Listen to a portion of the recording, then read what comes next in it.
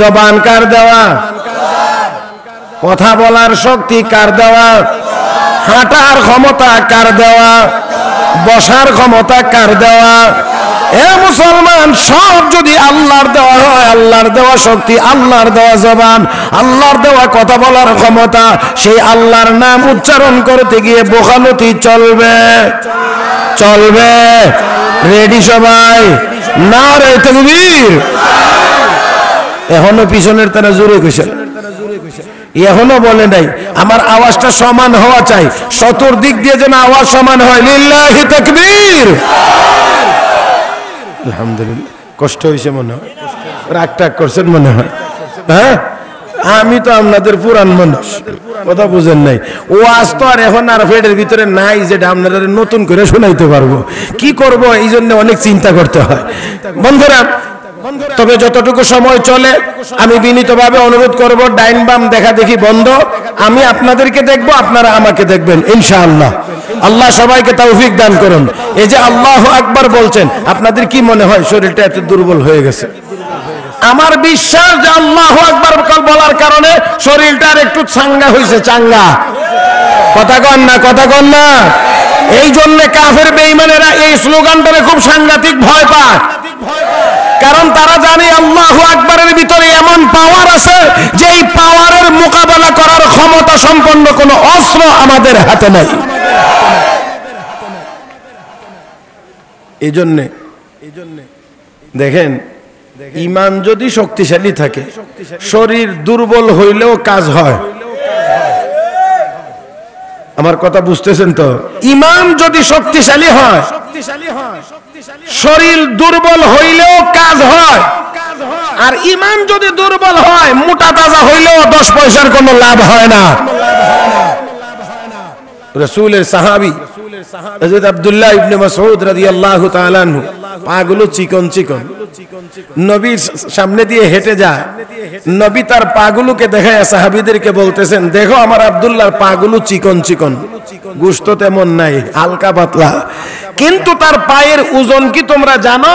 হাসরের মাঠে যদি আমার আব্দুল্লাহর একটা পা মিজানে দেওয়া হয়, এক পাল্লায় দেওয়া হয়, আর গোটা আসমান জমিন যদি আর এক পাল্লায় দেওয়া হয়, আসমান জমিনের চাইতে আমার আব্দুল্লাহর পায়ের ওজন বেশি হয়ে যাবে। তাহলে শরীর তাজা হওয়া দরকার না ঈমান তাজা হওয়া দরকার? কয় না, কয় না, কয় না, কোনটা দরকার? আজকে তো শরীর তাজা করার জন্য অনেক চিন্তা ফিকির আমাদের। আল্লাহ, চিন্তা কি এমন চিন্তা, শরীর মোটা হয় না কোনোভাবেই। এত ভালো টালো খাই, ও শরীরটা একটু মোটা হয় না, গালটা একটু ভাঙ্গা ভাঙ্গা, ড্রেসিং টেবিলের সামনে গেলেই খালি এর মনটা খারাপ হয়ে যায়, ইচ্ছাকৃতভাবে একটু একটু ফুলাও। আর এরকম হইলে কেমন সুন্দর দেখা যাইতো।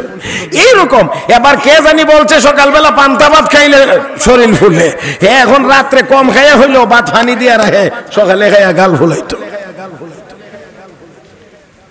মুহতারাম হাজিরিন মুসলমান, হ্যাঁ সুস্বাস্থ্য আল্লাহর নিয়ামত, তবে মনে রাখতে হবে শরীর ফোলানোর জন্য, শরীরকে তাজা করার জন্য যত চেষ্টার প্রয়োজন, এর চেয়ে 1000 গুণ বেশি চেষ্টার প্রয়োজন ঈমান তাজা করার জন্য।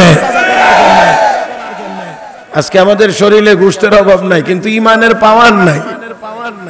হ্যাঁ, আমাদেরকে এখন ডাক্তাররা বলেও ফিরাইতে পারে না, ডাক্তার লিখে দেয় কম করে খাবেন, এরপরেও আল্লাহর বান্দা ফিরে না। এত খাওয়া মানে রুটি খাইতে কইছে ডাক্তারে রুগীরে, সকালবেলা রুটি খাইবেন 2টা, রাতের বেলা রুটি খাইবেন 2টা। বেচারা কদ্দুর গিয়ে আবার ঘুরে ডাক্তার সাহেবের জিগা, একটা কথা জিগাইতে মনে নাই ডাক্তার স্যার, কি কথা? রুটি 2টা খাইবার কথা বলছেন, এটা ভাত খাওয়ার আগে না পরে?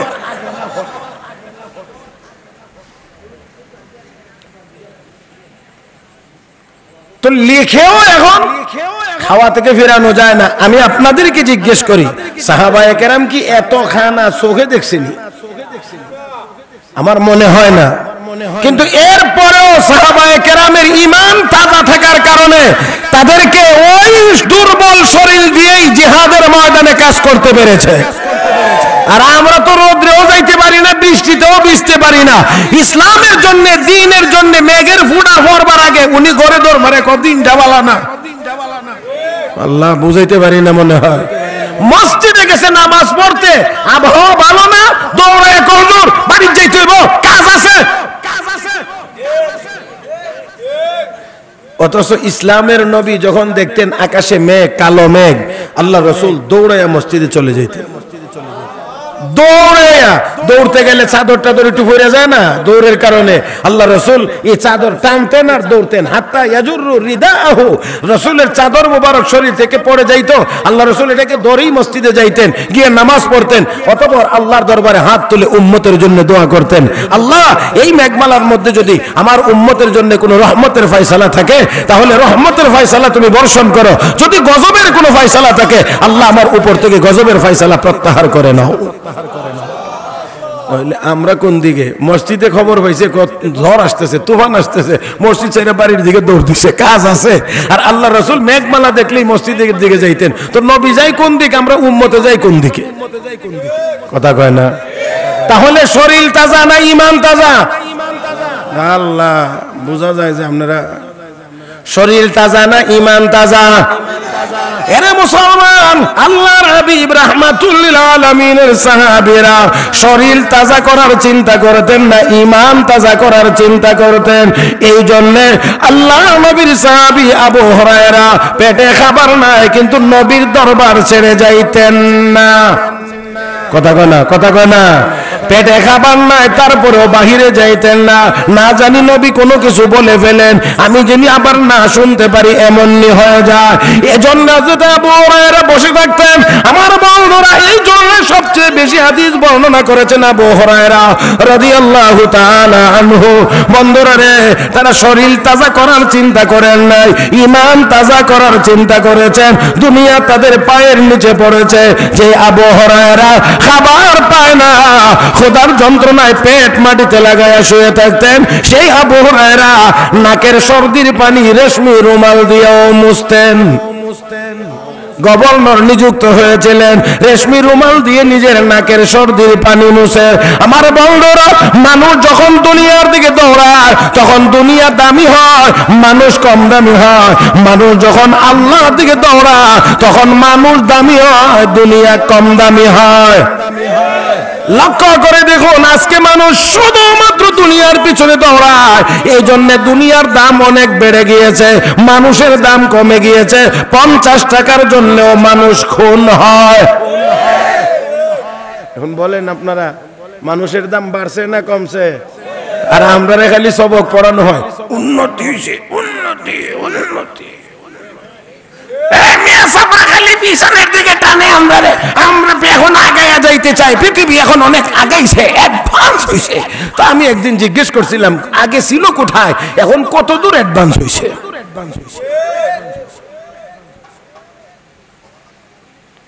মুহতারাম হাজরিন, কষ্ট হবে না তো? হ্যাঁ, আপনারা নিয়ে আমার এখন সংখ্যা কাটে নাই, ভয়টা এখনো দূর হয়েছে না যে আপনারা কতক্ষণ আছেন আর কত দূর সতেজ আছেন। এই জন্য আমার একটু সংখ্যা এখনো বিরাজ করতেছে। তবে অবশ্যই নিয়ত করতে হবে যে এখন যতক্ষণ চলে ততক্ষণ অ্যাক্টিভ থাকতে হবে। মুরব্বীরা একটু কম বললেও যুবকেরা একটু আওয়াজ করে বলতে পারবা তো ইনশাআল্লাহ? আল্লাহ তুমি সবাইকে তৌফিক দান করো, জোরে বলি আমিন। এ মুসলমান, আমাদের দরকার হলো ঈমান তাজা করা, ঈমান তাজা করা, ঈমান তাজা করা। শরীর তাজা করার পিছনে বহু দৌড়াইছি, যতই শরীর তাজা করি না কেন 50 টাকার জন্য এই শরীর নিস্তেজ হয়, 100 টাকার জন্য 1000 টাকার বিনিময়ে মানুষ খুন হয়। এমন শরীর তাজা করার কোনো মানে হয় না। আমার বন্ধুরা, যে ঈমান তাজা করলে সারা দুনিয়া মুসলমানের পায়ের তলায় পড়ে, সেই ঈমান তাজা করা মুসলমানের দরকার।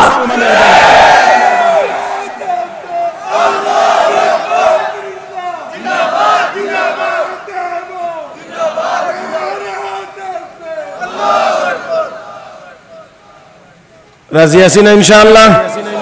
কি তাজা? কথা কয় না। ঈমান তাজা, ঈমান তাজা। আল্লাহ রাসূল উম্মতকে বলে গেছেন, জাদ্দিদু ঈমানাকুম, আমার উম্মত তোমরা তোমাদের ঈমানকে তাজা করো, নবায়ন করো, শক্তিশালী করো, মজবুত করো। সাহাবীরা প্রশ্ন করলেন, কাইফা নুজাদ্দিদু ঈমানানা ইয়া রাসূলুল্লাহ, আমরা কেমন করে ঈমান মজবুত করব? আল্লাহ নবী জবাবে প্রেসক্রিপশন দিয়ে দিলেন, জাদ্দিদু ঈমানাকুম বিকাউলি লা ইলাহা ইল্লাল্লাহ, লা ইলাহা ইল্লাল্লাহ। জবান খোলে, জবান খোলে। লা ইলাহা ইল্লাল্লাহ, লা ইলাহা ইল্লাল্লাহ, লা ইলাহা ইল্লাল্লাহ মুহাম্মাদুর রাসূলুল্লাহ। এই বন্ধুরা, এই কালেমার জিকির করলে ঈমান দুর্বল হয় না, তাজা হয়। এখন শোনা বন্ধুর গান গায়, ইয়ারফোন কানে লাগায় রাস্তায় হাঁটে, মাথা ঝোলায়, শরীর নাচায়। হে মুসলমান, গান শুনতে শুনতে কলিজাকে পাথর বানায় ফেলাইছে। হে মুসলমান, ইমানের বাতি মিটি মিটি করে জ্বলে, সামান্য জ্বলে, ইমানের পাওয়ার নাই, আলো নাই। এই জন্য কাফের বেঈমানদের সামান্য ভেংসি দেখলেই দুর্বল হয়ে যায়, মনে করে তারা শক্তিশালী। আমার বন্ধুরা, শরীর যদি তাজা হয়, আরেকটা তাজা শরীর দেখলে তার চেয়ে যদি আরেকটু তাজা দেখে সে ভয় পাবে, কারণ আমার চেয়েও সে আরো শক্তিশালী। কিন্তু যদি ঈমান তাজা হয়, শরীর মোটা না হইল, ঈমানি শক্তি দুনিয়ার কোনো অস্ত্রকে ভয় করে না। ঈমান যদি তাজা হয়, অস্ত্রকে সে ভয় করে না, কারণ অস্ত্রের শক্তির চেয়ে ঈমানের শক্তি হাজার কোটি গুণ বেশি। আপনি ভয় করবেন তো যদি আপনার চেয়ে সবল হয়। তো ঈমান যদি তাজা হয়, তাজা ঈমানের সামনে কোনো অস্ত্র সবল মনেই হয় না। এই জন্য ঈমানওয়ালারা দুনিয়ার কোনো কাফের বেঈমান এবং কোনো অস্ত্র ধর্ষকে কোনো ভয় করে না। আল্লাহ আমাদের সবাইকে বুঝার তৌফিক দান করুন, বলি আমিন। খুব সহজে বোঝার জন্য আপনাদেরকে একজন ব্যক্তির কথা আপনাদেরকে শোনাইতে চাই। দারুল উলুম দেওবন্দ মাদ্রাসা থেকে পড়ালেখা করে যত বড় বড় মহামনীষী তৈরি হয়েছেন, এর মধ্যে একজন ব্যক্তির নাম হযরত আকদাস হযরত মাওলানা মুহাম্মদ আনোয়ার শাহ কাশ্মীরি রহমাতুল্লাহি আলাইহি। হাদিস শাস্ত্রে তাকে জমানার বাইহাকি বলা হইতো, ইমাম বাইহাকির সাথে তাকে তুলনা করা হইতো। ইমাম বুখারী রাহমাতুল্লাহি আলাইহির পরে এত মুখস্থ শক্তিওয়ালা কোন আলেম জমিনে এসেছে এটা সবাই জানে না। আল্লাহ, আমি আপনাদেরকে বুঝাইতে পারি কিনা জানি না, আমার কথাগুলো খেয়াল করে শুনবেন।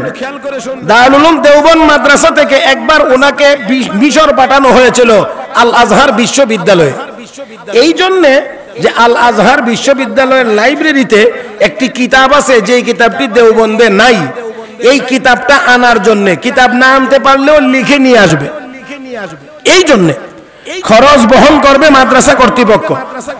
হযরত আকদাস মাওলানা মুহাম্মদ আনোয়ার শাহ কাশ্মীরি রহমাতুল্লাহি আলাইহি, তিনি গেলেন, লাইব্রেরিতে বসলেন, কিতাব নিলেন, কাগজ কলম নিলেন, লেখা শুরু করবেন। এমন সময় লাইব্রেরিয়ান এসে বলতে আছে, হযরত আমাদের এখান থেকে কিতাব ট্রান্সফার করার কোনো সুযোগ নাই, লিখেও নিতে পারবেন না, কপিও করতে পারবেন না, যা পারেন পড়তে পারবেন। হযরত তখন বললেন, ঠিক আছে তাহলে পড়তে পারবো। এবার তিনি শুরু থেকে শেষ পর্যন্ত কিতাব পড়লেন, অতঃপর কিতাব বন্ধ করে চলে আসলেন দেওবন্দে। কিতাব তো আনতে দেয় না, কিতাব আনা যায় নাই, কিতাব আনতে পারি নাই। যদি তা না পারেন তাহলে আপনার যাতায়াত খরচ তো মাদ্রাসা বহন করার কথা ছিল, যেহেতু কিতাব আনতে পারেন নাই, আপনার এই খরচ এখন আপনাকে বহন করতে হবে। এখন তিনি বললেন, ঠিক আছে আমাকে একটু সময় দেন, একটু সময় দেন। এবার সময় দিলে তিনি কাগজ কলম নিয়ে বসে গেলেন, একেবারে কিতাব বিসমিল্লাহ থেকে ফার্স্ট টু লাস্ট সম্পূর্ণ লিখে কিতাব নিয়ে মাদ্রাসার দফতরে জমা দিয়েছে। এখন কিতাব ঠিক আছে না নাই খালি লিখে দিল, এই কিতাব নি না অন্যটা ঢুকাইছে ভিতরে, এটা কেমনে বুঝতো?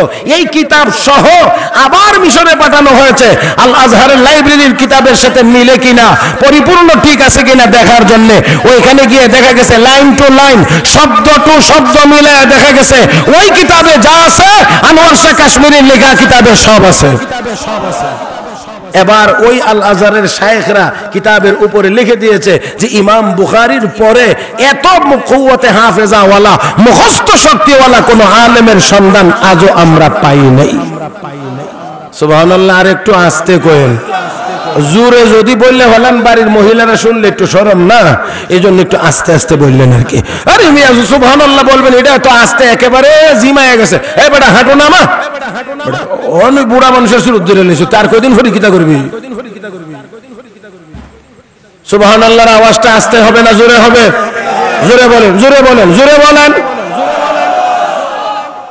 সেই ব্যক্তি হযরত মাওলানা মুহাম্মদ আনোয়ার শাহ কাশ্মীরি রাহমাতুল্লাহি আলাইহি জীবনের শেষ সময়ে খুবই অসুস্থ হয়ে গেছেন। বাড়িতেই তিনি থাকেন, বাহিরে কোথাও সফর করতে পারেন না, এমন অসুস্থ হয়ে গেছেন। খুব খেয়াল করে শুনলেন, খুব খেয়াল করে শুনলেন, বেশি অসুস্থ। এমন রোগ, আমি রোগের কথাও বলবো না, এমন রোগ যেই রোগ নিয়ে বাহিরে সফর করার মতো কোনো উপযোগী না, এমন কোথাও যাইতে পারেন না। এমন সময়ে ঘটনা ঘটছে কি, তখন তো কাদিয়ানি ফিতনা ছিল আরো জোরালো, ব্রিটিশদের রূপণ করা ফিতনা। এক কাদিয়ানি যুবক নিজেকে মুসলমান পরিচয় দিয়ে একজন মুসলমান মেয়েকে বিয়ে করেছে। যখন মেয়ে জানতে পারছে যে তার স্বামী আসলে মুসলমান না, তখন সে আদালতে মামলা দায়ের করেছে, আমি তার সাথে থাকতে চাই না, কারণ সে আমার ধর্ম মোতাবেক সে মুসলমান না, আর মুসলমানের বিয়ে অমুসলিমের সাথে হইতে পারে না। নাকি কোন মুসলমানের মেয়ে, কোন মুসলমান ছেলে অমুসলিম মেয়ে, কোন মুসলমান ছেলে অমুসলিম মেয়ে, কোন মুসলমান মেয়ে অমুসলিম ছেলে বিয়ে হইতে। এখন কোর্ট দেখলো যে বিষয়টা সম্পূর্ণটা হলো ধর্মীয় বিষয়। এই জন্য শুধু আমাদের জাজমেন্ট যথেষ্ট নয়, এখানে বিজ্ঞ উলামায়ে কেরামের ধর্মীয় ব্যক্তিদের মতামত নেওয়া দরকার। এই জন্য আদালত থেকে চিঠি গেছে দারুল উলুম দেওবন্দ মাদ্রাসা। আমি আবারও বলছি, আমার দিকে তাকায় শুনতে হবে, আর আমার দিকে তাকাইলে বাহুবলী সাহেব আপনার চোখের আওতার ভিতরে এমনি ভরবো।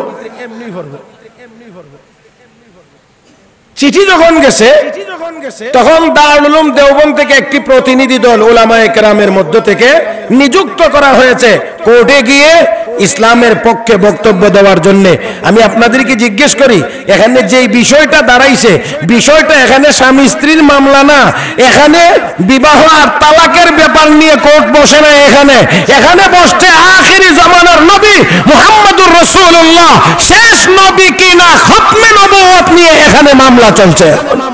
আপনার নবী পরে আরো কোন নবী, আরো কোন নবী, আরো কোন নবী, নবী আসার কোন দরকারও নাই, নাই, নাই, নাই, আর কেউ আসবেও না। কোরআনে কারীম আল্লাহ স্পষ্ট বলেছেন তিনি শেষ নবী। মা কানা মুহাম্মাদুন আবা আহাদিন মির রিজালিকুম ওয়ালাকিন রাসূলুল্লাহি ওয়া খাতামান নাবিয়্যিন।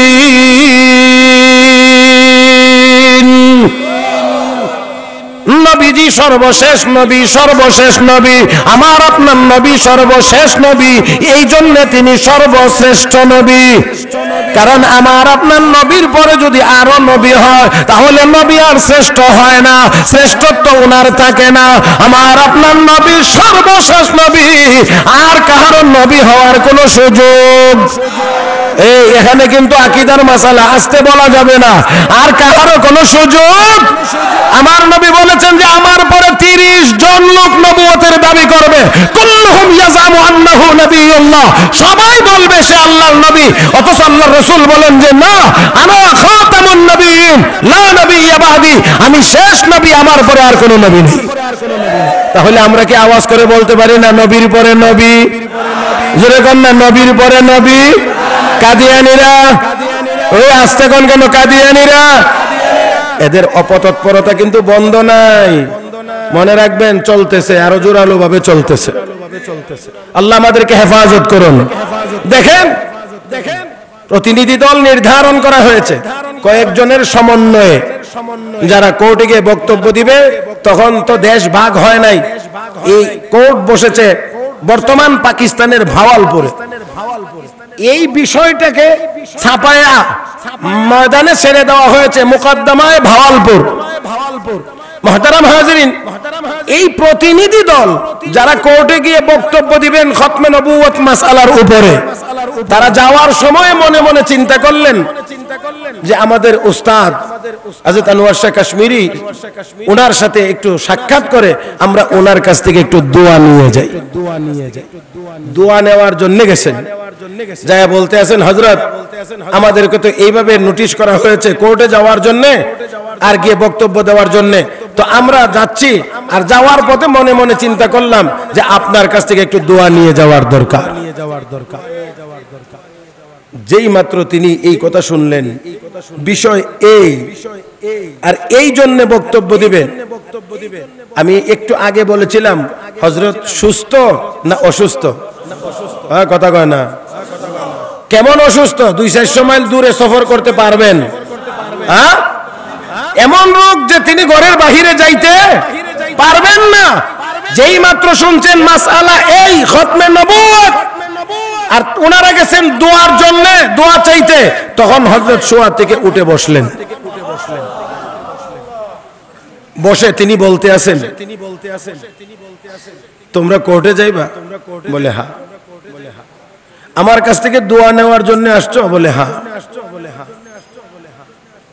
আমার জীবনে আমি যদি শুনি যে তোমরা এই মামলায় কোর্টে হেরে গেছো, তাহলে এটা বিবাহ আর তালাকের ব্যাপারে তোমরা হারবে না, বরঞ্চ এখানে আল্লাহর নবীর খতমে নবুয়তের মাসালায় হেরে যাবে। এইটাই যদি হয়, আমার জীবনে এর চেয়ে বড় আর কোনো কষ্ট নিয়ে আমার মওত হবে না। অতএব এই মামলায় লড়বার জন্য, ভূমিকা পালনের জন্য, বক্তব্যের জন্য তোমরাই শুধু যাবে না, আমিও তোমাদের সাথে যাব। এত আস্তে আল্লাহু আকবার বললে হক আদায় হবে না? জোরে কান। এই মুসলমান, যেই লোকটি 10 মাইল দূরে যাইতে পারে না, 5 মাইল দূরে যাইতে পারে না, ঘরের বাইরে যাইতে পারে না, সেই লোক খতমে নবুয়তের মাসআলায় তোমরা হেরে যাবা, এই কথা যদি আমাকে শুনে মরতে হয়, এর চেয়ে আর কষ্টের কিছু হতে পারে না। এজন্য বক্তব্য দেওয়ার জন্য আমি নিজেই কোর্টে হাজির হব। উলাইকা আবাই ফাজিনি বিমিসলিহিম, তারা হলো আমাদের পূর্বপুরুষ। মুসলমান মুহতারাম, আমি আপনাদেরকে বিনয়ের সাথে বলি, তারা আমাদের পূর্বপুরুষ। সেই হযরত আনোয়ার শাহ কাশ্মীরি রাহমাতুল্লাহি আলাইহি, যার অসংখ্য অগণিত ছাত্র, সেই ছাত্র থেকে ছাত্র হয়ে আসতে আসতে এই বাংলাদেশেও এই ধারাবাহিকতা আছে। তো আমরা দুর্বল হতে পারি, আমাদের এলেম কম থাকতে পারে, আমাদের আমল কম থাকতে পারে, তবে আমাদের বাপ দাদারা এলেমেও কম ছিলেন না, আমলেও কম ছিলেন না। অতএব আমরা সেই বাবা দাদাদের উত্তরসূরি হিসাবে বলতে চাই, কওমি মাদ্রাসার উলামায়ে কেরাম কোন ফিতনাকে বিনা চ্যালেঞ্জে ছেড়ে দেয় নাই, কিয়ামত পর্যন্ত দেবেও না ইনশাআল্লাহ।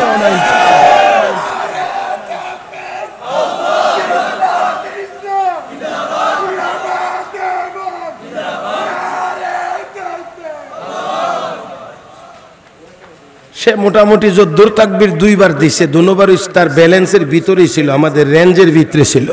তো আপনারা আল্লাহু আকবার যে বললেন না, নাকি তারে পছন্দ হইছে না? এটা আমার মনে হয় ঠিক হয় নাই। আমি তারে সব জায়গাতেই, আমি যেখানে পাই তারে নিয়ন্ত্রণে রাখার চেষ্টা করি, মাঝে মাঝে একটু বেশি করে ফেলে, কিন্তু যতক্ষণ পর্যন্ত সে নিয়মের ভিতরে থাকে ততক্ষণ পর্যন্ত তো আপনাদের জবাব দেওয়া কর্তব্য। কি বলেন ঠিক কিনা? তাহলে সে নারে তাকবীর বলছে, এটা তো আল্লাহু আকবার বলে জবাব দেওয়ার কথা। ওলামায়ে দেওবন্দ, আপনারা কি চান সব মরে যেত? তো জিন্দাবাদ যদি না কর নাই, তা তো বোঝা যায় যে মরে যাক গিয়া। এই তুমি আবার দাও।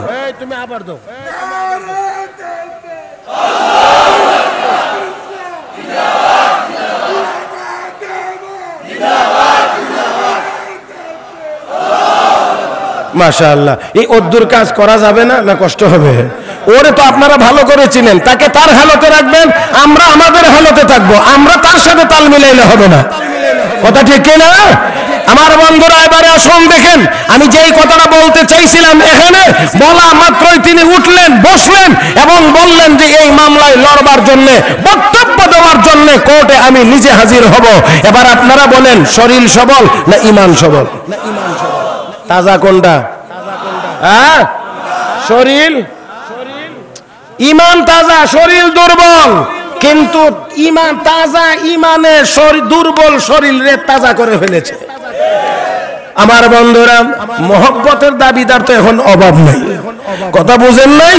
মহব্বতের দাবিদারের এখন অভাব নাই। কাজের সময়ে তালাশ করে পাওয়া যায় না। জোরে জোরে জোরে জোরে জোরে, কাজের সময়ে পাওয়া যায় না। ইয়া নবী সালামু আলাইকা বলে জিলাপি খাওয়ার লোক পাওয়া যায়, কিন্তু নবীর ইজ্জতের উপরে হামলা হলে প্রতিবাদ করার লোক তাদেরকে খুঁজে পাওয়া যায় না। ব্যাস,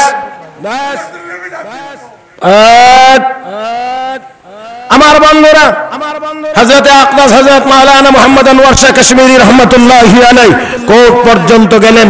এবার ইংরেজদের পক্ষে, কাদিয়ানির পক্ষে আইনজীবীরা উল্টা সিধা বক্তব্য দিতে শুরু করেছে। বক্তব্য দিতে দিতে এক পর্যায়ে এবার দেওবন্দির উলামায়ে কেরাম, দেওবন্দি উলামায়ে কেরামের পক্ষ থেকে বক্তৃতার পালা যখন এসেছে, হযরত আনোয়ার শাহ কাশ্মীরি রহমাতুল্লাহি আলাইহি দাঁড়াইছেন বক্তব্য দেওয়ার জন্য। আমার বন্ধুরা, আবার স্মরণ করে দিতে চাই, লোকটার শরীর খুব তাজা। ওমা কথা কয় না, শরীরটা খুব তাজা, খুব সুস্থ না, কিন্তু ইমান কয় না রে, ইমান। আমি আপনাদেরকে কেমন করে বলবো, কিভাবে বললে বুঝে আসবে? হাফিজুল হাদিস হযরত আকদাস হযরত মাওলানা আব্দুল্লাহ দরখাস্তি রহমাতুল্লাহি আলাইহি ইন্তেকালের সময়ে ডাক্তার গিয়ে হার্ট চেক করে, যন্ত্র আছে না, এভাবে দিয়ে চেক করে, অতঃপর কয় হার্টের কার্যক্রম বন্ধ হয়ে গিয়েছে। মাওলানা হাফিজুল হাদিস আব্দুল্লাহ দরখাস্তি রহমাতুল্লাহি আলাইহি কয়, এ বড় ডাক্তার, মুসলমানের কলব আবার কেমন করে আটকায়া যায়? তোকে আমি হাদিস শোনাই এবং বুখারীর হাদিস শোনাইব। তোরে আমি হাদিস শোনাই, মুসলমানের কলব কখনোই ব্রেক করে না। ডাক্তার সাহেব শুনে অবাক, যেখানে ভিতরে কাজ করে না, এখানে উনি কয় মুসলমানের হার্ট আবার কেমন করে রে ব্রেক মারে? তোকে আমি রাসূলের হাদিস শোনাই, বুখারী শরীফের হাদিস শোনাইছেন একটা, বুখারী শরীফের হাদিস শোনাইছেন দুইটা।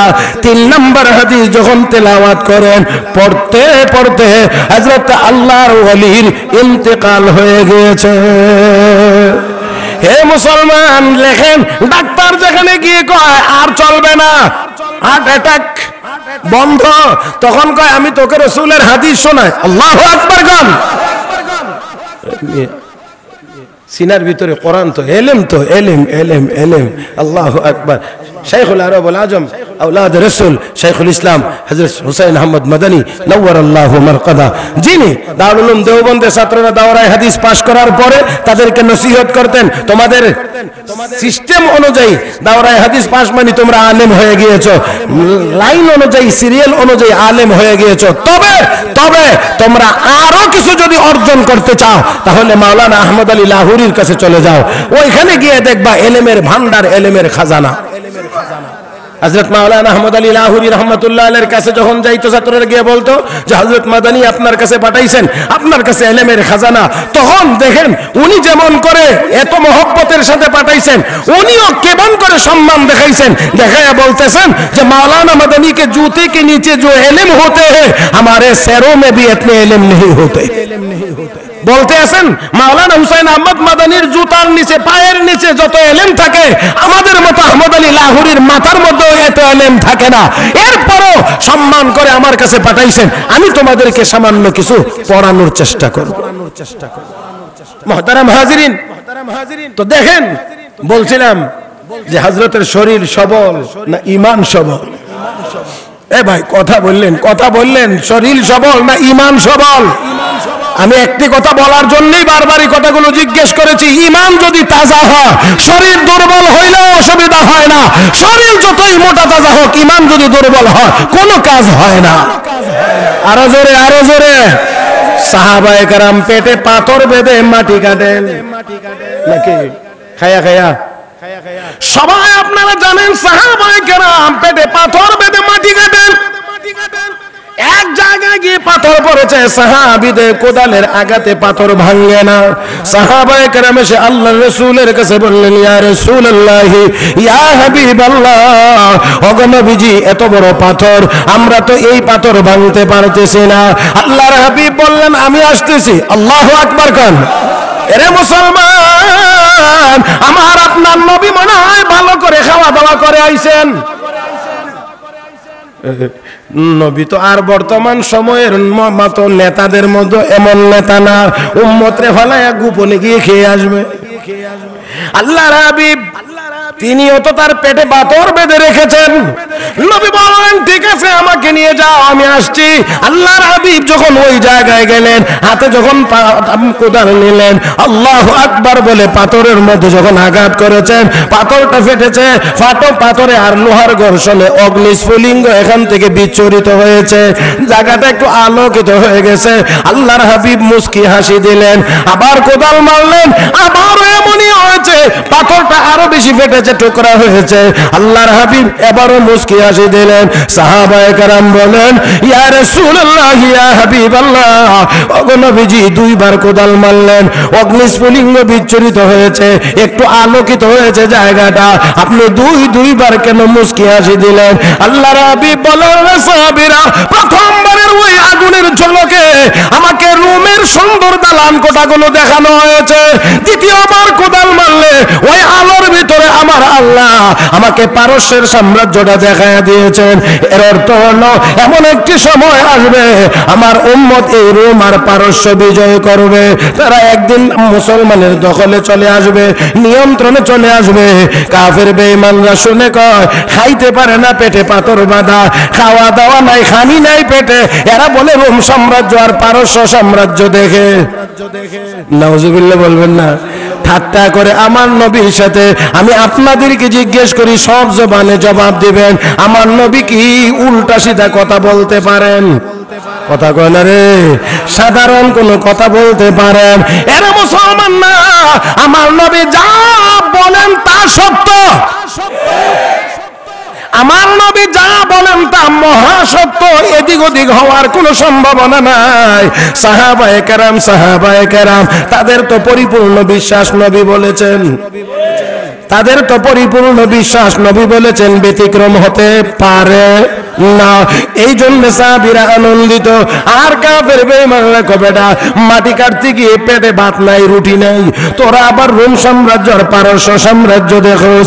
আমার আল্লাহ তাদের এই কথার জবাব দিয়ে মুসলমানের ঈমানকে আরো তাজা করে দেওয়ার জন্য বিশ্ব নবীর উপরে আল্লাহ কোরআনের আয়াত নাজিল করে দিয়েছেন। قل اللهم مالك الملك تؤتي الملك من تشاء وتنزع الملك ممن تشاء وتعز من تشاء وتذل من تشاء بيدك الخير إنك على كل شيء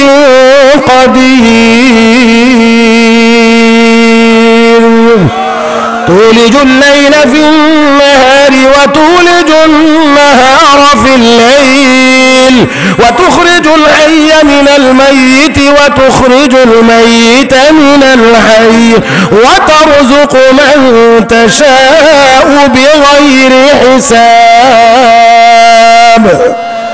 আওয়াজ করে আরো জোরে কোন আল্লাহু আকবার।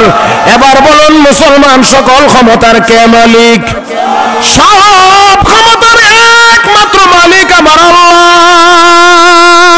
আল্লাহ রাব্বুল আলামিন নবীকে শিখিয়ে দিলেন, হে নবী আপনি বলুন, কুল আল্লাহুম্মা মালিকাল মুলক, হে রাজত্বের মালিক আল্লাহ। আওয়াজ করে বলুন, রাজত্বের মালিক।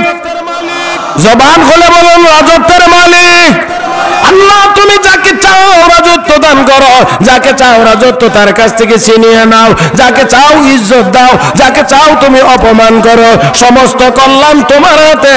ইন্নাকা আলা কুল্লি শাইইন কাদির, সকল ক্ষমতার মালিক একমাত্র তুমি। জবান খুলে জোরে কান তুমি, আর জোরে কান আল্লাহ। হে মুসলমান, তাহলে আসুন বলছিলাম, সাহাবীদের পেটে পাথর, পেটে পাথর বাঁধা, ভিতরে খাবার নাই, স্বাভাবিকভাবে বোঝা যায় শরীরটা দুর্বল। এরপরও সাহাবীদের ঈমান ছিল দুর্বল না সবল? এ মুসলমান, পেটে পাথর বাঁধা কিন্তু ঈমান মজবুত থাকার কারণে এই পেটে খোদার যন্ত্রণা নিয়ে মাটি কাটে আর আনন্দ, মনে হয় যেন ঈদের চাঁদ উঠেছে, মাটি কাটে। আর সাহাবায়ে কেরাম কবিতা পড়ে, নাহনুল্লাযীনা বায়াউ মুহাম্মাদা আলাল জিহাদি মা বাকিনা আবাদা, যতদিন বেঁচে থাকবো মুহাম্মদুর রাসূলুল্লাহর সাথে আমরা জিহাদ করে যাব। আল্লাহ আল্লাহ আল্লাহ আল্লাহ, আরো আস্তে আরো আস্তে আরো আস্তে।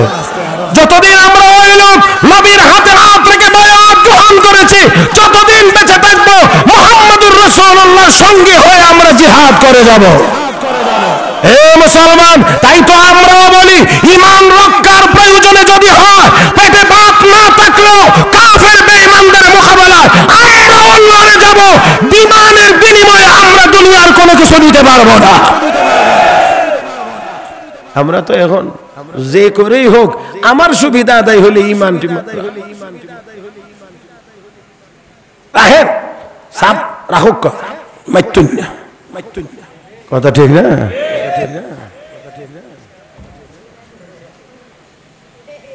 জানি না আমার এই নড়াচড়া কিছু আপনারা বুঝেননি না, বুঝেন না। আল্লাহ আমাদেরকে হেদায়েত নসিব করে, জোরে বলি আমিন। কষ্ট হইতেছে মনে হয়, আরো 10 মিনিট যদি আলোচনা হয় অসুবিধা হবে না তো? হ্যাঁ, যদি 15 মিনিট হয়, কুলারেরা কয় না, আরো 15 মিনিট আলোচনা হলে অসুবিধা হবে। এবার আপনারা একটু বললেন তো, যদি 20 মিনিট হয়ে যায়, আপনারা একটু জোরে কর না, আপনারা বুঝাইতে পারি না। আপনারা জোরে কইতেন তো হেরার একটু চাপ দিতে পারতাম। আপনারা লড়েন না, তা আমার কি দোষ? আমিও 15 মিনিটের ভিতরে শেষ করে মুহতারাম হাজিরিন, সাহাবায়ে কেরাম কি কয়?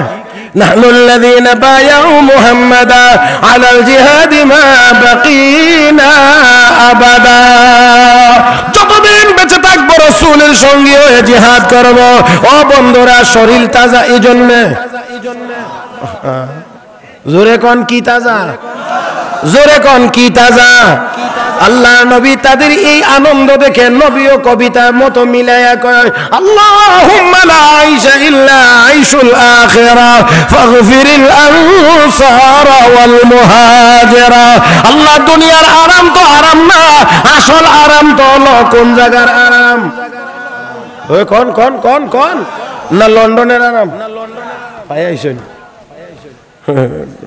লন্ডন ঘুরে আইসেন না, আয়া এখন বিছনা তুই বলে উঠতে না, শরীর বলে খালি কিতা কিতা করে, তাহলে বুঝছেন তো এবার ওটা আরামই। তাহলে বলেন আসল আরাম দুনিয়াটা না আসল আখিরাতেরটা? ও জোরে কোন না কেন, জোরে কোন। আল্লাহুম্মা লা আইশা ইল্লা আইশুল আখিরা। আল্লাহ, দুনিয়ার আরাম আসল আরাম না, আসল আরাম হলো কোরআনের আরাম, জান্নাতের আরাম। ফাগফিরিল আনসার ওয়াল মুহাজিরা। আল্লাহ, আমার মুহাজির আনসার উভয় প্রকার সাহাবীদের জিন্দেগীর সব গুনাহ মাফ করে দাও। আল্লাহু আকবার। আমি আবারও জিজ্ঞেস করি, ওই সাহাবীদের শরীর তাজা না ঈমান তাজা? ও বন্ধুরা, যেই ব্যক্তিটি আবার কোর্টে গিয়ে হাজির হয়েছেন বক্তব্য দেওয়ার জন্য, ওই লোকটার শরীর তাজা না ঈমান তাজা? এ বন্ধুরা, কওমি মাদ্রাসার উলামায়ে কেরাম আলহামদুলিল্লাহ যারা খেদমতে নিয়োজিত আছেন, এদের বেতন কম কিন্তু তাদের মনোবল বড় চাঙ্গা। তার মূল কারণ হইল তাদের টাকা না থাকলেও তাদের ঈমান তাজা। কনা কনা কনা এ ভাই, তাদের শরীর তাজা না হইলেও ঈমান তাজা, পকেট তাজা না হইলেও তাদের ঈমান তাজা। এই জন্য করোনাকালীন সময়ে স্যারেরা ঘরে বসে বেতন খায়, আর মাদ্রাসার আলেম ওলামারা বিনা বেতনে কোরআন পড়ায়। হ্যাঁ, বুঝতে হবে আমার ভাইয়েরা, কোরআনের তেলাওয়াতের দ্বারা পেট ভরে না, তবে ঈমানের পেট ভরে। কথা কয় না? হ্যাঁ, এই যে আমাদের খাদ্যের জন্য যেই পেট, সেই পেট কোরআনের তেলাওয়াতের দ্বারা ভরবে না, কিন্তু ঈমানদারের ঈমান তাজা হয় কোরআনের তেলাওয়াতের দ্বারা। এই জন্য বেতন পাক আর না পাক, কোরআনের আমাদের শিক্ষা যারা দেয়, যারা শিক্ষা দেয়, এরা শিক্ষা ছাড়া, কোরআন পড়া ছাড়া থাকতে পারে না। এই জন্য তারা বারবার গিয়ে তখনও বলেছে আমাদের মাদ্রাসাগুলো খুলে দেন, আমরা পড়াইতে থাকি। আলহামদুলিল্লাহি রাব্বিল আলামিন।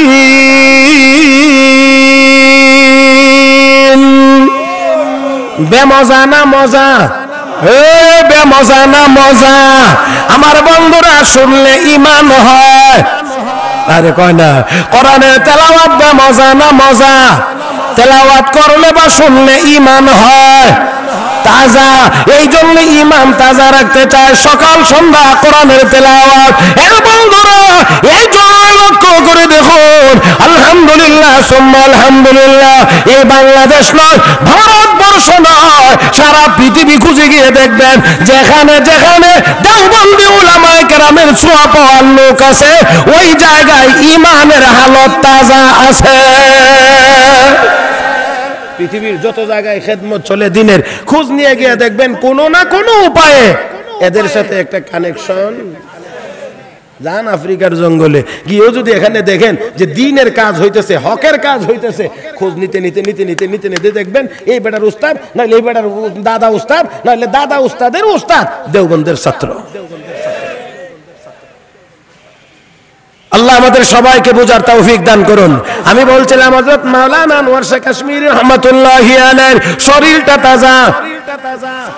ও ভাই আবার কোন শরীরটা তাজা? শরীরটা কি সুস্থ, কিন্তু ইমানের হালত কি? ইমানের হালত অসুস্থ না সুস্থ?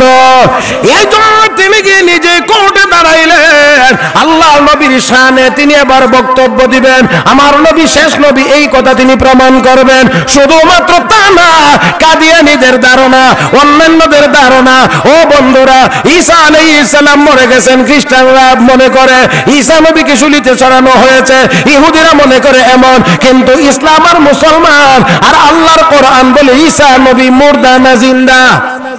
কথা কয় না, মুর্দা না জিন্দা? আসমানে উঠায় নেওয়া হয়েছে মরার পরে না মরার আগে?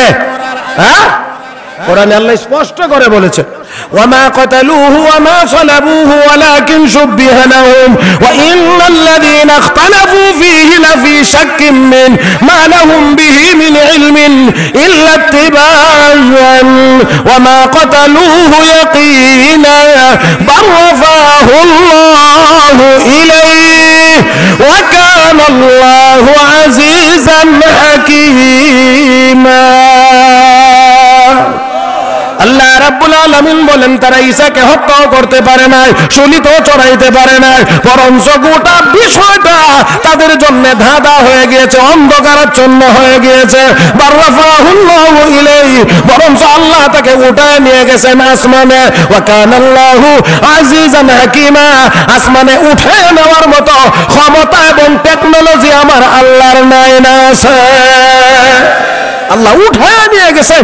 আমার বন্ধুরা ঈসা আলাইহিস সালাম জিন্দা আছেন, দুনিয়ায় আবার আসবেন নবীর উম্মত হয়ে, তারপরে তার স্বাভাবিক মওত হবে। হযরত মাওলানা মুহাম্মদ আনোয়ার শাহ কাশ্মীরি রাহমাতুল্লাহি আলাইহি এই বিষয়ের উপরে একটি কিতাব লিখেছেন। কিতাবটির নাম আকিদাতুল ইসলাম ফি হায়াতি ঈসা আলাইহিস সালাতু ওয়াস সালাম। আকিদাতুল ইসলাম ফি হায়াতি ঈসা আলাইহিস সালাতু ওয়াস সালাম, এই কিতাব লিখেছেন। দেখেন খুব চমৎকার কথা, খেয়াল করে শুনেন। আমি আবারও বলছি, আমার দিকে তাকায়া শুনেন। হযরত আকদাস মাওলানা মুহাম্মদ আনোয়ার শাহ কাশ্মীরি রাহমাতুল্লাহ আলাইহি যখন এই কিতাব লিখেছেন, উনি নিজে বর্ণনা দিয়েছেন যে আমার এই লেখনী, আমার এই কিতাব আল্লাহর দরবারে কবুল হয়েছে। এই মর্মে আমার কাছে একটা দলিল আছে। কি দলিল? আমি একদিন স্বপ্ন দেখি কিয়ামতের ময়দান কায়েম হয়ে গেছে। একেবারে হাই ভোল্টেজ মনোযোগ সহকারে কথাটা শুন। ওই তুমি আবার ডিস্টার্ব করো না কিন্তু, বাস এক সেকেন্ডের জন্য মনোযোগটা এদিক ওদিক হতে পারবে না। আমি আমার দিকে তাকানোর অনুরোধ করছি। তিনি বলেন আমার কাছে একটা দলিল আছে। কি দলিল? আমি স্বপ্ন দেখি কিয়ামতের ময়দান কায়েম হয়ে গেছে, আর সমস্ত মানুষ হাসরের ময়দানে দাঁড়িয়ে আছে। আমাদের নবী মুহাম্মদুর রাসূলুল্লাহ সাল্লাল্লাহু আলাইহি ওয়াসাল্লাম সহ আম্বিয়া কেরাম এমন বড় বড় সিংহাসনে বসা আছেন, সবার মধ্যখানে আমাদের নবী, আর আমাদের নবীর একেবারে পাশেই বসা আছেন ঈসা আলাইহিস সালাতু ওয়াস সালাম। কারণ আগমনের দিক থেকে দুজন কাছাকাছি। হযরত আকদাস হযরত মাওলানা আনোয়ার শাহ কাশ্মীরি রাহমাতুল্লাহি আলাইহি বলেন, আল্লাহর নবী আখিরি জামানার নবী সকল উম্মতের জন্য সুপারিশ করতে আছেন। এমন সময়ে হযরত ঈসা আলাইহিস সালাম যিনি আমাদের নবীর পাশে বসা, উনি এবার দাঁড়িয়ে আমাদের নবীর কাছে অনুরোধ করে বলছেন, ওগো আখিরি জামানার নবী, আপনি তো সবার জন্য সুপারিশ করতে আছেন, আপনি যদি অনুমতি দেন আপনার উম্মতের আলেম মাওলানা আনোয়ার শাহ কাশ্মীরি যে আমার ইজ্জত সম্মান রক্ষার জন্য আকীদাতুল ইসলাম ফি হায়াতি ঈসা আলাইহিস সালাম নামে কিতাব লিখেছেন, এই কিতাব লেখার কারণে আমি তার উপরে সন্তুষ্ট হয়ে আপনার কাছে অনুরোধ করছি, আপনি অনুমতি দিলে আল্লাহর দরবারে মাওলানা আনোয়ার শাহ কাশ্মীরির জন্য সুপারিশটা আমি ঈসা নবী করতে চাই। আপনি অনুমতি দিলে সুপারিশ আমি করব। এতে করে আমি বুঝলাম যে আমার এই কিতাব, আমার এই লেখনী আল্লাহর দরবারে কবুল হয়েছে। যার কারণে ঈসা আলাইহিস সালাম নবীর কাছে অনুরোধ করে বলছেন, আপনি অনুমতি দিলে মাওলানা আনোয়ার শাহ কাশ্মীরি সুপারিশটা আমি করব, আল্লাহর কাছে আমি করতে চাই। সেই হযরত মাওলানা আনোয়ার শাহ কাশ্মীরি রাহমাতুল্লাহ আলাইহি এবার দাঁড়াইছেন বক্তব্য দেওয়ার জন্য। আমি আপনাদেরকে কেন জানি বারবার এই কথাটা জিজ্ঞেস করি, লোকটার কি শরীর তাজা না ঈমান তাজা? আমাদের কোনটা তাজা করার দরকার? কিন্তু এখন ঈমান তাজা করার পিছনে আমরা নাই। শরীরটা কেমনে তাজা হবে, চেহারাটা কেমনে ফর্সা হবে, ফেয়ার এন্ড লাভলি, হ্যান্ডসাম, হেজ ওয়াশ, অমুক তমুক, মাটি শুদ্ধা। চেহারার মধ্যে সেলুনে গেলে কিছু কিছু মাটিও আছে, অন্য নামে দে আর কি, নামটা একটু বদলাইয়া দে, আসলে পরে হিসাব করে দেখছি ওটা মাটি ছাড়া কিচ্ছু না। ইডি দিও গসা টসা দে, তারপরে 150-200 টাকা বিলও দেওয়া লাগে। তাই মনে মনে ভাবে হাম কুছ হুয়া হে, বুঝেন না, কিলিন টিলিন করছে তো এখন একটু দিয়া কালে থাপ্পড় তোপ্পড় দিয়া দিছে। ওমা সকালবেলা সাইচ্ছা মাইচ্ছা আইছে, বিকাল বেলায় দেখা যায় খালি খুশা লাগে, কিতা হইছে রে, কই একটু একটু বাইরিছে।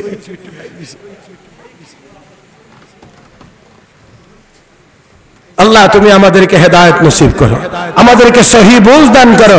আমি এই জন্য আজকের ওয়াজের সবক এটাই হোক যে আমাদের শরীর তাজা করার পিছনে শুধু দৌড়াইলে হবে না, ঈমান তাজা করার পিছনে দৌড়াইতে হবে। জোরে কোন ঠিক কিনা? আল্লাহ তুমি আমাদের সবাইকে কবুল করো, মঞ্জুর করো, জোরে বলি আমিন। আমার বন্ধুরা, হযরত মাওলানা মুহাম্মদ আনোয়ার শাহ কাশ্মীরি রাহমাতুল্লাহি আলাইহি এবার বক্তব্য দেওয়া শুরু করলেন, দাঁড়াইলেন, বক্তব্য দেওয়া শুরু করলেন। আর কিতাবের রেফারেন্স হাওয়ালা যখন দিতে আরম্ভ করেছেন, এক পর্যায়ে জজ সাহেব তারা তো সাধারণত আইনজীবীরা বক্তব্য দিলে কিছু কিছু কথা তারা নোট করেন, নোট রাখেন। ও বন্ধুরা, জজের হাতে যে কলম ছিল, বক্তব্য শুনতে শুনতে এক পর্যায়ে হাত থেকে কলম ফেলে দিয়ে জজ সাহেব বলতে শুরু করেছে, আমি কি আসলে কোনো মানুষের বক্তব্য শুনছি নাকি আমার সামনে কোন ফেরেশতা দাঁড়িয়ে বক্তব্য দিতে আসে? আমি কি কোনো মানুষের বক্তব্য শুনছি নাকি কোনো ফেরেশতা আমার সামনে দাঁড়িয়ে বক্তব্য দিচ্ছে? এমন করে কিতাবের নাম, লেখকের নাম, পৃষ্ঠা নাম্বার, আরবি ইবারত সহ উনি বক্তব্য দিয়েছেন। এক বক্তব্যের ভিতরে তিনি 250টি কিতাবের হাওয়ালা দিয়েছেন, রেফারেন্স দিয়েছেন। 250 কিতাবের হাওয়ালা দিয়ে তিনি বক্তব্য দিয়েছেন। আমার বন্ধুরা মনে করবেন এমনি না, এমনি না। আল্লাহ রাব্বুল আলামিন এই ব্যক্তিদেরকে শরীর দুর্বল হইতে পারে কিন্তু ঈমান ছিল সবল। বিশ্ব নবীর খতমে নবুয়তের উপরে বক্তব্য দেওয়ার জন্য সেই অসুস্থ শরীর নিয়ে যাইতে পারে। এটা অসুস্থ মন হইলে হয় না, এটা সুস্থ মন লাগে। দুর্বল ঈমান হইলে হয় না, সবল ঈমানের দরকার হয়। আমার বন্ধুরা, যুদ্ধের ময়দানে এক কাফের নবী বিদ্বেষী হযরত মাওলানা ইসমাইল শহীদ বালাকোটি রাহমাতুল্লাহ আলাইহির সামনে গিয়ে আপনার নবীকে গালি দিয়েছে। আর একটু আস্তে করে নাউজুবিল্লাহ, নবীকে গালি দিয়েছে। কথাটা শুনতে কি আপনাদের কাছে ভালো লাগে নাকি? তাহলে নাউজুবিল্লাহ স্বতঃস্ফূর্তভাবে আরো বলিষ্ঠ আওয়াজে হওয়া দরকার। আর জোরে একসাথে বলেন নাউজুবিল্লাহ। আমার বন্ধুরা, যার সামনে গালি দিয়েছে তিনিও তো বড় মাপের আল্লাহর ওলি।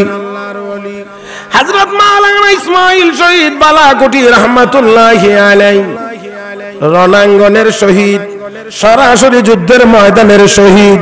ও বন্ধুরা, আল্লাহর এই প্রিয় বান্দা, আল্লাহর এই ওলি, ওনার সামনে যখন নবীকে গালি দিয়েছে উনি তো আর সহ্য করতে পারেন না, কারণ নবীর খাঁটি উম্মত যারা নবীর বিরুদ্ধে কোনো কথা বরদাস্ত করে না তারা। হে মুসলমান, এই জন্য আমরা বলি আমরা শাহ ইসমাইল শহীদের উত্তরসূরি, এই জন্য আমরাও নবীর বিরুদ্ধে কোনো কটূক্তি বরদাস্ত করতে পারি না। যেই মাত্র নবীকে গালি দিয়েছে মাওলানা ইসমাইল শহীদ সাথে সাথে বলেছেন, আল্লাহর কসম তোকে না মেরে আমি মরব না, তোকে হত্যা না করে আমি মরব না। ও বন্ধুরা, আওয়াজ করে বলুন, আওয়াজ করে বলুন, হায়াত আর মউত কার হাতে? তো উনি তো আল্লাহর নামে কসম করে বলেছেন তোকে না মারা পর্যন্ত আমি মরব না, মউত তো উনার হাতে না। বলা মাত্রই আরেক কাফের এসে তার মাথায় তরবারি দিয়ে আঘাত করেছে, গর্দানে আঘাত করেছে, গর্দান কেটে মাথা মাটিতে পড়ে গিয়েছে। কিন্তু কিতাবে লিখে তারপরে উনার দেহটা পড়ে যায় না, এরপরে ওই মাথা সারা দেহটা আরো 200 গজ পর্যন্ত দৌড়ে গিয়ে ওই নবীর দুশমনকে হত্যা করার পরে দেহটা মাটিতে পড়েছে। আমার বন্ধুরা, আল্লাহ নবী 1000 বছর আগেই বলে গিয়েছেন, ইন্না মিন ইবাদিল্লাহি লাউ আকসামা আলাল্লাহি লা আবাররা। আমার উম্মত রে, আল্লাহর কিছু এমন বান্দা হবে যাদের সাথে আল্লাহর সম্পর্ক এত গভীর হবে, আল্লাহর এমন কিছু বান্দা হবে যাদের সাথে আল্লাহর সম্পর্ক এত গভীর হবে, এত গভীর হবে, এত গভীর হবে। আমার বন্ধুরা, এই সম্পর্ক আল্লাহর সাথে যদি গভীর করতে হয় রাত্রের গভীর সময়টারও দরকার হয়। আস্তে কয়, আস্তে কয়, আস্তে কয়, বুঝেন না মনে হয়? আল্লাহর সাথে সম্পর্ক গভীর করতে হলে রাত্রটাও গভীর হওয়া লাগে। তার মানে আমার আল্লাহ বলেন, তাতাজাফা জুনুবুহুম আনিল মাদাজি ইয়াদুনা রাব্বাহুম খাওফাও ওয়া তামা ওয়া মিম্মা রাযাকনাহুম ইউনফিকুন। আল্লাহর কিছু বান্দা এমন আছে, কিছু বান্দি এমন আছে, রাত্র যখন গভীর হয়, সবাই যখন ঘুমের ঘরে বিভোর থাকে, ঘুমটা ওই সময় বেশি করে চাপে, আর রাত্র 2:30 3টা ওই সময় আল্লাহর কিছু প্রিয় বান্দা বান্দি উঠে মহান আল্লাহর সাথে প্রেমের আলাপ করে। কথা কয় না, কথা কয় না, কিসের আলাপ? কিসের আলাপ? এটা দুনিয়ার এই প্রেম বললে হবে না। কার প্রেম? ও মাজুরে কয়, মুসলমান ইমানদার সবচেয়ে বেশি ভালোবাসে কাকে? ومن الناس من يتخذ من دون الله أندادا يحبونهم كحب الله والذين آمنوا أشد حبا لله। ইমানদার সবচেয়ে বেশি ভালোবাসে একমাত্র। অনেকে আমার দিকে চাইতে, আমার ভঙ্গিটা বুঝে যে এই টাইমে কি বলার দরকার, এটা একটু বুঝতে হবে। আমার ভাইয়েরা কেউ যেন তাকায়, এর মনে খালি ছায়াতা হলেই বুঝি কাজ। আমি আবারও বলছি, ইমানদার সবচেয়ে বেশি ভালোবাসে কাকে? যার সাথে যত ভালোবাসা বেশি তার সাথে কথা বলা বেমজা তত বেশি। তো মজা বেশি, আরো তাড়াতাড়ি সবাই কইলেন না কেন? বেমজা বেশি না মজা বেশি? যার সাথে মহব্বত যত গভীর কথা বলার মজাও তত বেশি হয়। এরা বলো অবশ্যই এটা ভালো করে বুঝবেন, যার সাথে যত সম্পর্ক গভীর হয়, মহব্বত যত বেশি হয়, তার সাথে কথা বলতে তত মজা পায়, তত বেশি ভালো লাগে। আমার বন্ধুরা, আল্লাহর সাথে সম্পর্ক যাদের বেশি ভালো হয়, আল্লাহর সাথে তাদেরও তো কথা বলতে বেশি মজা লাগে। আমার বন্ধুরা, আল্লাহর এক ওলি হযরত জুনায়েদ বাগদাদী রাহমাতুল্লাহি আলাইহি গেছেন জঙ্গলে ঘোরাফেরার জন্য, বিকাল বেলা খাদেমকে নিয়ে গেছেন, নামাজের সময় হয়েছে, এবার দেখতে লাগলেন আরো কেউ আছে কিনা। এমনি মুহূর্তে দেখেন জঙ্গলের ভিতর থেকে একজন কাটুরিয়া লাকড়ির বোঝা নিয়ে বের হয়ে আসতেছে। হযরত জুনায়েদ বাগদাদী রাহমাতুল্লাহি আলাইহি ওই লোকটার চেহারা দেখেই বুঝতে পেরেছেন, যদিও লাকড়ি কাটে, লাকড়ির বোঝা মাথা, লোকটা সাধারণ কোনো মানুষ না। এই লোকটার চেহারার মধ্য থেকে বেলায়েতের নূর চমকাইতে আসে। বুঝতে পেরেছেন লোকটা আল্লাহওয়ালা হবে। এই জন্য এবার তিনি প্রস্তাব করলেন, ও আল্লাহর বান্দা, নামাজের সময় হয়েছে। জি হুজুর, নামাজ পড়ব। ইমামতি তুমি করবা? না হুজুর আপনি করবেন। না তুমি করবা? না হুজুর আপনি করবেন। না তুমি করবা? ঠিক আছে হুজুর, ইমামতি করতে পারি, শর্ত হলো নামাজের পরে আমাকে প্রশ্ন করতে পারবেন না। এমনি হইল কেন, এমনি হইল কেন, এটা হইল না কেন, ওইটা হইল না কেন, প্রশ্ন করা যাবে না। ঠিক আছে, এবার নামাজে চলে গেছেন। আমার বন্ধুরা, কেরাত যত লম্বা, রুকু সেজদাও যেন হয় প্রায় তত লম্বা। এই এমন নামাজ আপনারা ইমাম সাহেব পড়ায়নি। আল্লাহ জিম, যত লম্বা কেরাত, এত লম্বা যদি রুকু সেজদা হয়, সেজদার ভিতরেই তো ইমামতি। সভাপতি সেক্রেটারি যদি খানদার তাই সেজদার ভিতরেই পরামর্শ করে লইব। ইমাম সাহেব দেখুন না বেটা কোন সময় সেজদার দিছে উঠে না।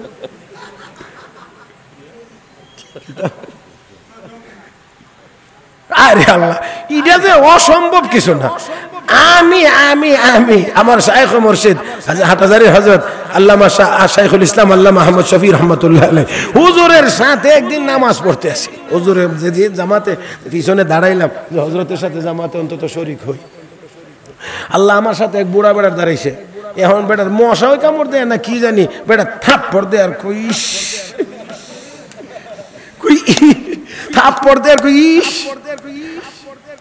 চিন্তা করতে পারেননি তুই বেটা ইয়ে জামাতে দাঁড়ায় থাপ্পড়ও দিতে পারি, ইসও কইতে পারে। আমি আর বেশি ভুল করে লেছি। সভাপতি সেক্রেটারি খানদার থাকলে কইতো না, দেখুন না বেটা যে সেজদাত পড়লে খবর থাকে না, এই বেটা এখন যেত না, লোন বিদায় করে দিই। যত লম্বা কেরাত প্রায় সম পরিমাণ লম্বা রুকু সেজদা। নামাজ শেষ হয়েছে, আসসালামু আলাইকুম ওয়া রাহমাতুল্লাহ, আসসালামু আলাইকুম ওয়া রাহমাতুল্লাহ। সালাম ফেরানো মাত্রই কই ইমাম সাহেব এটা আবার কেমন নামাজ? যত লম্বা কেরাত প্রায় সম পরিমাণ লম্বা রুকু সেজদা। এত লম্বা রুকু সেজদা ব্যাপার কি? হুজুর আমি না আগেই বলেছিলাম নামাজের পরে প্রশ্ন করা যাবে না। এখন তো দেরিও করলেন না, নামাজের পরে সালাম ফেরানো মাত্রই প্রশ্ন শুরু করে দিলেন। আমরা কি জানতাম নি এমন নামাজ তুমি পড়াইবা, এমন লম্বা রুকু সেজদা দিবা? আমরা কি এটা জানতাম নি? কেন এত লম্বা? এবার তিনি উত্তর দিয়ে বলেন, হুজুর তাহলে শোনেন, যখন আল্লাহর বান্দা বান্দি নামাজে দাঁড়ায়, তখন ওই আল্লাহর বান্দা বান্দির সাথে মহান আল্লাহর সাথে কথাবার্তা আরম্ভ হয়ে যায়। সুবহানাল্লাহ, জোরে সব জবানে বলেন। কার সাথে কথা হয়? কার সাথে কথা হয়? আল্লাহর সাথে কথা বলা বেমজা না মজা? আমি সেই দিকে যাইতে পারবো না, ওই দিকে গেলে সময় বেশি লাগবে, লম্বা হয়ে যাবে। আপনি কইছেন যে ফোনে একটা সময় দোয়া করতাম, ফোনে 12টা ফোনে 12টা দোয়া করতাম, ফোনে 12টার উপরে বাজে মিয়া ওয়াজি হইছে না। এখন কি তা তাইলে 12টা বেজে জায়গা, হ্যাঁ 12টাই তো। আচ্ছা ঠিক আছে, 12টা ভাই এই কার সাথে কথা? কার সাথে আমার এখন যদি এই শেষ টাইমটা এটা যদি আপনারা দুর্বল থাকেন তাহলে কিন্তু হইতো না। যদিও উদাহরণ দেওয়া চলে না, যারা আপনারা খেলা দেখেন শেষ 5 ওভারের কি অবস্থা দেখেন, এটা আমার বলা ঠিক হইতেছে না, তারপরেও বলছি, যারা ক্রিকেট খেলা দেখেন শেষ 5 ওভারের কি দশা। হ্যাঁ ওই একজনে কইছে, হ্যাঁ বেড়া বুঝছে, এক ধুমধারাক্কা কথা বুঝেন নাই। শেষ 5 ওভারে উইকেট বাঁচানোর চিন্তা না, 4 ছক্কায় মারবার চিন্তা। তো এই টাইমটার মধ্যে যদি আপনারা এটা হবে না।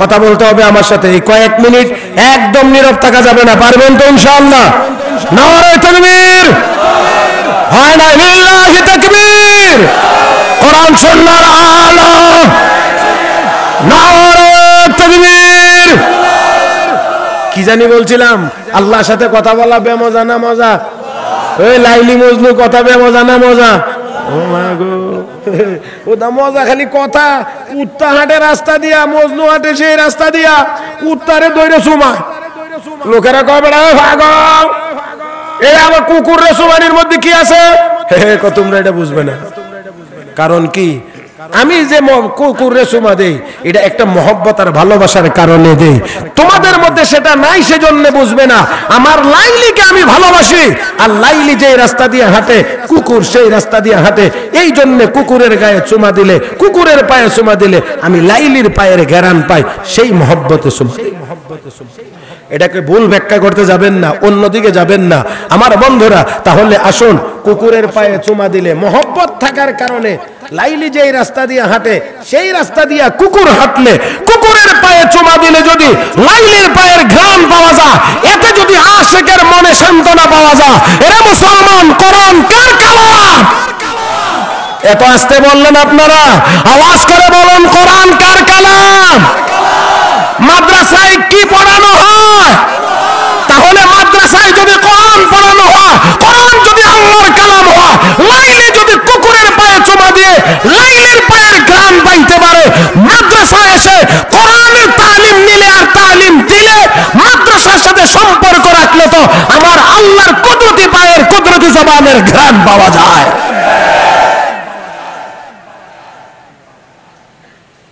এখানে আপনাকে আমি প্রেম প্রীতি শিখাইতে আসি নাই আমার মূল কথা এই যে প্রেম মানুষে মানুষে মহব্বত এই মহব্বতটাকে কিতাবের ভাষায় বলা হয় ইশকে মাজাজি রূপক ভালোবাসা এই রূপক ভালোবাসা আল্লাহ মানুষের অন্তরে দিয়েছেন এই জন্য যাতে করে মানুষ তার মালিক আসল মালিক হ্যাঁ মাহবুবে মাকসুদ যিনি মূল উদ্দেশ্য যে আল্লাহকে পাওয়া সেই আল্লাহর মহব্বত আর প্রেম যেন বুঝতে পারে এই জন্য আল্লাহ এই মহব্বত সৃষ্টি করেছেন আমার ভাইরা আল্লাহর সাথে কথা বলা বেমজা না মজা একটু আওয়াজ করে বলেন লাইলি মজনু কথা বললে বেমজা না মজা ও বন্ধুরা এই জন্য আমি বলে থাকি আর কি লাইলির বাড়িতে মানুষ যায় লাইলি সবাইরে ভিক্ষা দেয় তো মজনুও শুনছে যে লাইলির বাড়িতে গেলে তো ভিক্ষা পাওয়া যায় তাহলে আমার একটা উপকার হবে লাভ হবে কি আমিও যদি গিয়ে লাইনে দাঁড়াই তাহলে খান্দার থেকে একবারে কাছের থেকে গিয়ে লাইলিরে দেখতে পারবো আর 2 নম্বর হইল লাইলির হাতের দেওয়া কিছু পাইব এটা যারা এই জগতে কিছু আছেন তারা বুঝেন যে তাই নে কিছু দিলে যে খিতা মজা লাগে যারা বুঝছেন না বুঝলেন তাই নে হাতে কিছু দিলে স্বর্গে গেছি গা বাদাম ভাই ওই বলে স্বর্গে গেছি গে তাহলে এই জন্য সেও গিয়া লাইনে দাঁড়াইছে कहते थे लैला का ये दस्तूर था भीख देते दर पे जो आता गदा एक दिन मजनू भी कासा हाथ ले जा पुकारा कुछ मुझे लिल्लाह दे सिवाय मजनू और सबको दे दिया हाथ से मजनू का कासा ले लिया लेके दे टपके जमीन पर एक बार रुख्स में मजनू हुआ बेइख्तियार तब कहा मजनू से आए मजनू ने खाम रुख्स करने का किया इस जाम काम यूं कहा खामोश तो आशिक नहीं आशिकी के रुम्ज से वाकिफ नहीं ये बना हर गज नहीं नाज है ये भी एक माशूक का अंदाज है किसके आशिक का हुई ऐसी नसीब जो बला नाजिल करे अपना हबीब কবি বড় সুন্দর করে বলেছেন সব লম্বা করে বলা যাবে না সিরিয়ালে যাইতে যাইতে লাইলি একেবারে সামনে গিয়ে এবার মজনু মাটির ফেলেটের নাম মাটির ফেলে মাটি দিয়ে আগে যে বাঁশের মধ্যে বয়া যে হত খাইতেন মাটির ফেলেট আল্লাহ মাটির ফেলেট এটা আরেকটা নাম নাই হ্যাঁ নখ ইয়ান কয় না এটা লুকাইয়া রাখে আপনারা সিলেটিরা কইন হানক, আমরা ব্রাহ্মণবাড়িয়া গেলে কয়টারে হান কি কথা বুঝে না। তো এই বুঝেন না, এই মাটির হিলেট নিয়ে এবার গিয়ে দাঁড়াইছে, সিরিয়ালে গেছে, এবার কি খুশি লাগতেছে বুঝছেন না আপনারা। এত গেছই নিয়তে দেখতো আর ফাইতো, দেখতো আর ফাইতো। যেই মাত্র ফেলেট বাড়াইয়া দিছে, লাইলি এখন ভিক্ষা দেয় না, ফেলেটটা টান দিয়ে নিয়ে মাটিতে আছাড় মারছে, ভাঙ্গা গুঁড়া হয়ে খান খান হয়ে গেছে। খুশিতে মজনু বাক বাক। আইছিল কি তার লাগি? দেখতো, নিত, ও নিল না, দিল না, ফেলেট নিয়ে ও রাখলো না, ভাঙ্গা লাইছে, খুশিতে বাক বাক।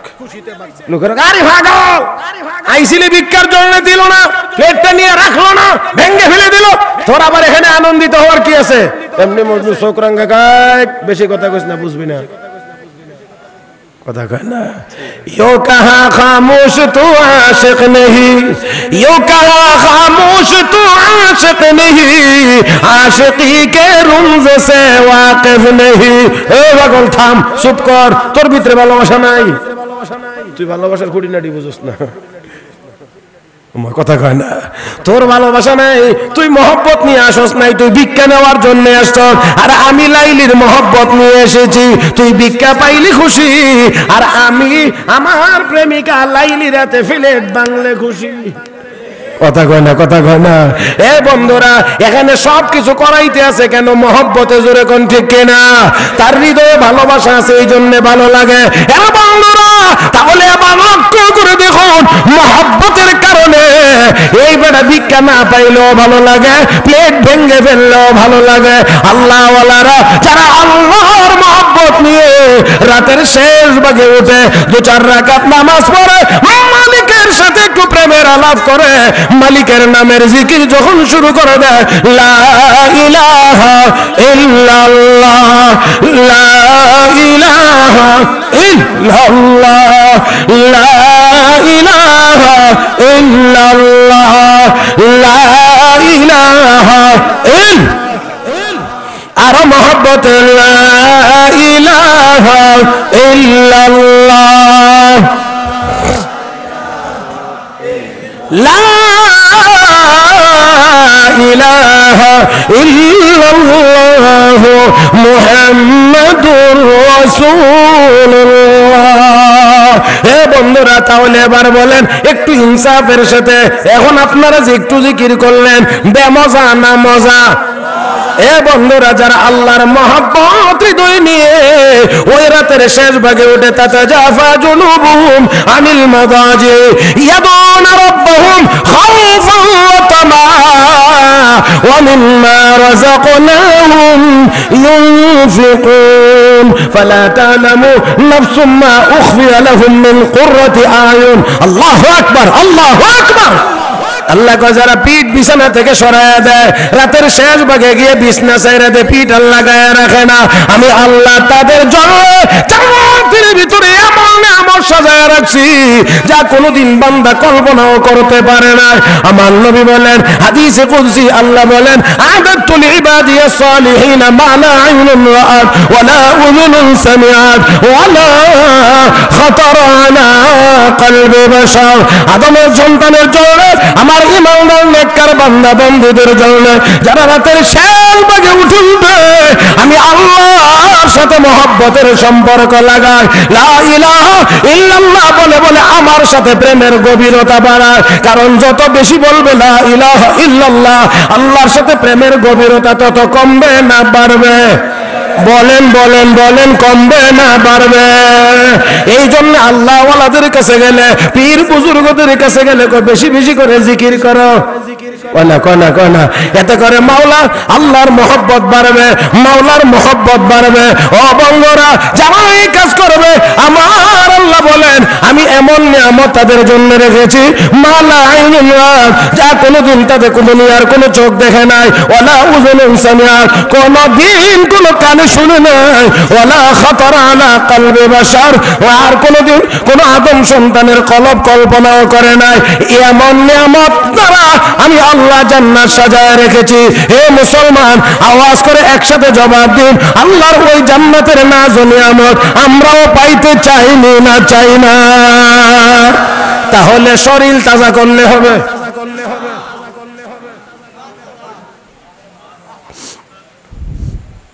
শরীর তাজা করলে হবে না ঈমান তাজা করতে হবে? এরা মুসলমান, ঈমান তাজা করতে হবে। কোরআনের ওই আয়াতে আল্লাহ দুইটা কথা বলেছেন, খাউফান ওয়া তামান, জাহান্নামের আযাব থেকে বাঁচার জন্য, জাহান্নামের ভয়ে আর জান্নাতের আশায়। ইমামে আযম ফকিহুল উম্মাহ সিরাজু হাযিহিল উম্মাহ হযরত আকদাস ইমামুল আযম আবু হানিফা আন-নুমান রাহিমাহুল্লাহ রাতের শেষ ভাগে উঠে উঠে আল্লাহর দরবারে তাহাজ্জুদের নামাজ পড়ে পড়ে কাঁদতেন। ওই আয়াতকে স্মরণ করে যেখানে আল্লাহ বলেছেন, ওয়ামতাজুল ইয়াউমা আইয়ুহাল মুজরিমুন। হাশরের ময়দানে আল্লাহ ঘোষণা দিবেন, পাপিষ্ঠরা আলাদা হয়ে যাবে, আলাদা হয়ে যাও। ওই দিন জাহান্নামীদের একদল আর জান্নাতীদের হবে আরেক দল, আলাদা হয়ে যাবে, দুই দল হয়ে যাবে।